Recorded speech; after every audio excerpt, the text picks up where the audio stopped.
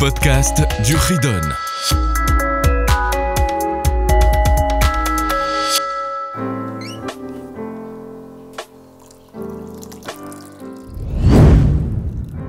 Bonjour les enfants, nous voici pour le chapitre suivant 205, celui de la Egla Arufa, la génisse à la nuque brisée. Une génisse, c'est un jeune veau.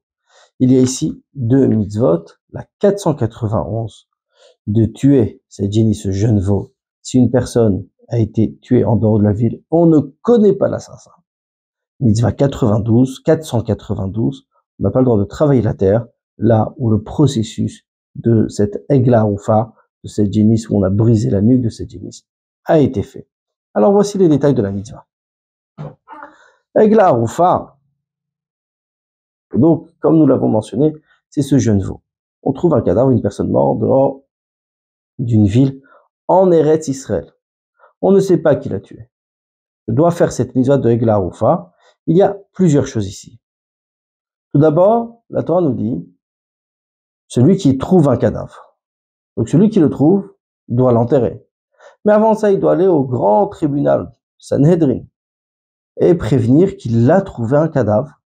À ce moment-là, ils ont envoyé 5 dayanim, donc de ceux qui faisaient partie du Beit Din, pour voir quelle est la ville la plus proche d'où a été trouvé ce cadavre. Ils allaient mesurer les distances entre les villes les plus proches. Même si c'était clair quelle est la ville la plus proche, ils ont une mitzvah de mesurer les distances.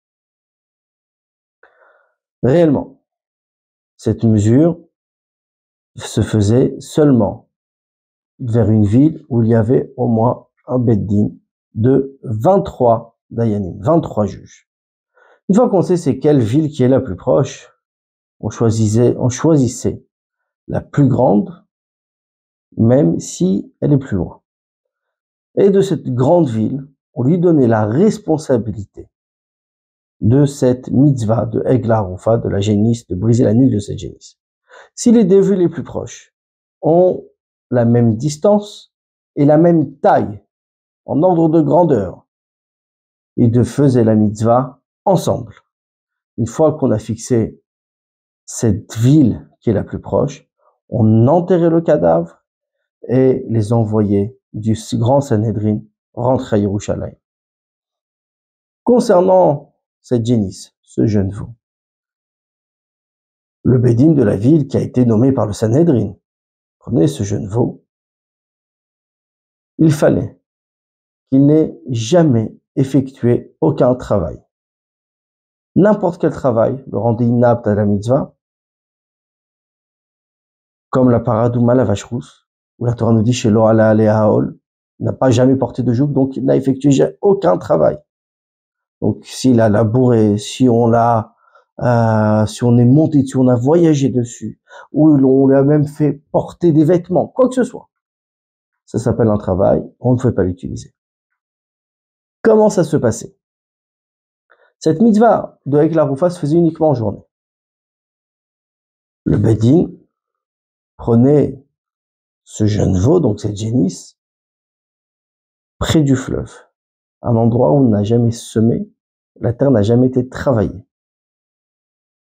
Ce fleuve doit être, comme il est indiqué, Nachal Etan, c'est-à-dire avec un fort courant, où l'eau va très vite. On se mettait derrière l'animal et on lui brisait la nuque avec un grand couteau. Puis après, par la suite, tout le Beit Din qui s'était rassemblé sur place se lavait les mains et disait en Lashon HaKodesh, donc en hébreu, Yadenu lo shafru et adam hazeh, nos mains n'ont pas versé ce sang, ve'einenu lo ra'u, et nos yeux n'ont pas vu. De cette manière, il se désengageait de la mort de cette personne, c'est-à-dire on n'est pas du tout responsable, on ne l'a pas laissé partir sans nourriture, donc il n'est pas mort de faim à cause de nous. On a fait attention qu'il soit accompagné, donc on ne l'a pas mis en danger. Et après, par la suite, les Kohanim de cette ville se rassemblaient et disaient le verset suivant, Kaper le Amcha Israël. Pardonne ton peuple Israël, Asher Padita Hashem, que tu as racheté Hashem. Ve'al titen dam naki. Ne donne pas, ne rend pas coupable d'un sang innocent, mais Kerev Amcha Israël à l'intérieur de ton peuple Israël. Et Hashem pardonnait à ce moment-là ce meurtre qui a été fait, involontairement bien sûr, de cette personne qui était en voyage. On enterrait la jeunisse, là où la mitzvah avait été faite, on n'avait pas le droit d'y en profiter, on l'a laissée telle qu'elle. Si maintenant on trouve l'assassin, donc la mitzvah de la Egla Rufa, la génisse à la nuque brisée, si on ne connaît pas d'assassin, et si on trouve l'assassin avant d'avoir brisé la nuque de la génisse, donc on a déjà pris la génisse, on l'a déjà fait descendu au fleuve, on la ramène. C'est un animal comme tous les autres, il n'y a aucun problème. Si par contre on a trouvé l'assassin après avoir tué la génisse, on enterrait la génisse comme le din, les lois, les règles de la Egla Rufa, dans cette terre qui n'a jamais été travaillée, on ne pouvait pas y en profiter. Mais à part ça, bien sûr, on jugeait l'assassin devant le Beit Din. Si on avait toutes les preuves, il était tué par la mort du Beit Din. Maintenant, la Torah nous dit, le Nodan n'a pas su Mihikaou qui l'a frappé. Donc de là, on apprend que le Beit Din n'a pas de preuve qui l'a tué. Mais les gens savent. Donc on sait qu'il a tué, mais le Beit Din n'a pas de preuve suffisante pour le punir.